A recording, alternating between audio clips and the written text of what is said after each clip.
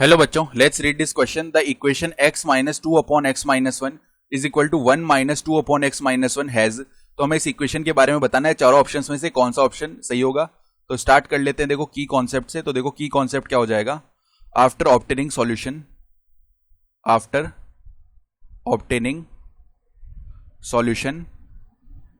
We shall put it in initial equation, put it in initial equation and check। ठीक है, तो कोई भी अगर हम सॉल्यूशन निकाल रहे हैं उसको हम क्या करेंगे, इनिशियल इक्वेशन में पुट करेंगे और देखेंगे अगर वो डिफाइन हो रहा है, अगर वो सेटिस्फाई कर रहा है तब तो वो सॉल्यूशन हो जाएगा, और अगर ऐसा नहीं हो रहा तो वो सॉल्यूशन हम डिस्कार्ड कर देंगे। ठीक है, तो इक्वेशन क्या दी हुई है, X minus two upon X minus one is equal to one minus two upon X minus one.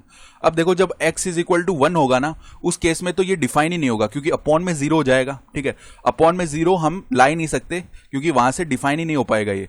तो हम उसी केस में कंसिडर करेंगे जब x is not equal to one है। ठीक है, तो x not equal to one है, ये हमने पहले ही कंसीडर कर लिया इसको सॉल्व करने के लिए। अब जब x is not equal to one है, हम देख पा रहे हैं कि x माइनस वन इधर है, माइनस टू इधर है, यानी minus two upon X minus one, minus two upon X minus one, दोनों सेम वैल्यूज आ रही है, तो दोनों तरफ से ये सब्ट्रैक्ट हो गया, यानी इधर से हमें मिल गया x is equal to one.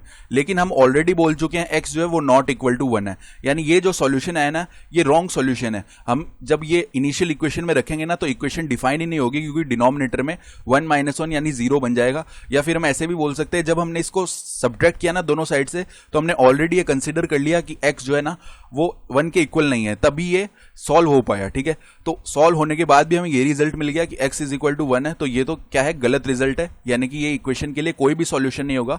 तो ऑप्शन बी जो है ना, नो सॉल्यूशन, वो हमारा सही ऑप्शन हो जाएगा। I hope you understood this explanation. Best of luck.